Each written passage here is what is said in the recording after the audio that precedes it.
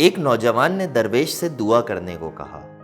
درویش نے نوجوان کے کاندھے پر ہاتھ رکھا اور بڑے جذب سے دعا دی، اللہ تجھے آسانیاں بانٹنے کی توفیق عطا فرمائے۔ دعا لینے والے نے حیرت سے کہا، حضرت الحمدللہ، ہم مال پاک کرنے کے لیے ہر سال وقت پر زکوٰۃ نکالتے ہیں، بلاؤں کو ٹالنے کے لیے حسب ضرورت صدقہ بھی دیتے ہیں، اس کے علاوہ ملازمین کی ضرورتوں کا بھی خیال رکھتے ہیں۔ ہماری کام والی کا ایک بچہ ہے جس کی تعلیم کا خرچہ ہم نے اٹھا رکھا ہے، اللہ کی توفیق سے ہم تو کافی آسانیاں بانٹ چکے ہیں۔ درویش تھوڑا سا مسکرایا اور بڑے دھیمے اور میٹھے لہجے میں بولا، میرے بچے، سانس، پیسے، کھانا، یہ سب تو رزق کی مختلف قسمیں ہیں، اور یاد رکھو رازق اور رزاق صرف اور صرف اللہ تعالیٰ کی ذات ہے، تم یا کوئی اور انسان یا کوئی اور مخلوق نہیں۔ تم جو کر رہے ہو اگر یہ سب کرنا چھوڑ بھی دو تو اللہ تعالیٰ کی ذات یہ سب فقط ایک ساتھ میں سب کو عطا کر سکتی ہے۔ اگر تم یہ کر رہے ہو تو اپنے اشرف المخلوقات ہونے کی ذمہ داری ادا کر رہے ہو۔ درویش نے نرمی سے اس کا ہاتھ اپنے دونوں ہاتھوں میں لیا اور پھر بولا، میرے بچے، آؤ میں تمہیں سمجھاؤں کہ آسانیاں بانٹنا کسے کہتے ہیں۔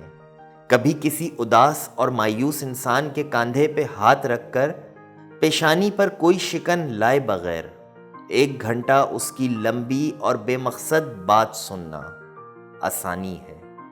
اپنی ضمانت پر کسی بیوہ کی جوان بیٹی کے رشتے کے لیے سنجیدگی سے تگ و دو کرنا آسانی ہے۔ صبح دفتر جاتے ہوئے اپنے بچوں کے ساتھ محلے کے کسی یتیم بچے کی اسکول لے جانے کی ذمہ داری لینا یہ آسانی ہے۔ اگر تم کسی گھر کے داماد یا بہنوئی ہو تو خود کو سسرال میں خاص اور افضل نہ سمجھنا یہ بھی آسانی ہے۔ غصے میں بپھرے کسی آدمی کی کڑوی کسیلی اور غلط بات کو نرمی سے برداشت کرنا یہ بھی آسانی ہے۔ چائے کے کھوکے والے کو اوئے کہہ کر بلانے کے بجائے بھائی یا بیٹا کہہ کر بلانا یہ بھی آسانی ہے۔ گلی محلے میں ٹھیلے والے سے بحث مباحثے سے بچ کر خریداری کرنا یہ آسانی ہے۔ تمہارا اپنے دفتر، مارکیٹ یا فیکٹری کے چوکیدار اور چھوٹے ملازمین کو سلام میں پہل کرنا، دوستوں کی طرح گرم جوشی سے ملنا، کچھ دیر رک کر ان سے ان کے بچوں کا حال پوچھنا یہ بھی آسانی ہے۔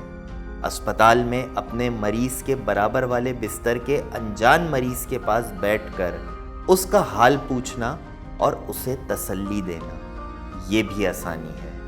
ٹریفک اشارے پر تمہاری گاڑی کے آگے کھڑے شخص کو ہارن نہ دینا جس کی موٹر سائیکل بند ہو گئی ہو، سمجھو تو یہ بھی آسانی ہے۔ درویش نے حیرت میں ڈوبے نوجوان کو شفقت سے سر پر ہاتھ پھیرا اور سلسلہ کلام جاری رکھتے ہوئے دوبارہ متوجہ کرتے ہوئے کہا، بیٹا جی، تم آسانی پھیلانے کا کام گھر سے کیوں نہیں شروع کرتے؟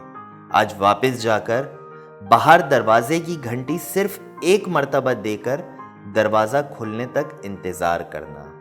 آج سے باپ کی ڈانٹ ایسے سننا جیسے موبائل پر گانے سنتے ہو۔ آج سے ماں کی پہلی آواز پر جہاں کہیں ہو فوراً ان کے پاس پہنچ جایا کرنا۔ اب انہیں تمہیں دوسری آواز دینے کی نوبت نہ آئے۔ بہن کی ضرورت اس کے تقاضے اور شکایات سے پہلے پوری کر دیا کرو۔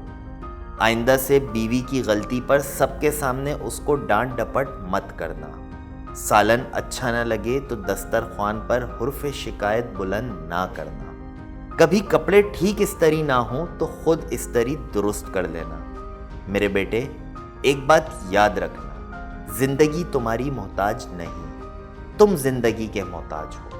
منزل کی فکر چھوڑو، اپنا اور دوسروں کا راستہ آسان بناؤ۔ انشاءاللہ تعالی منزل خود ہی مل جائے گی۔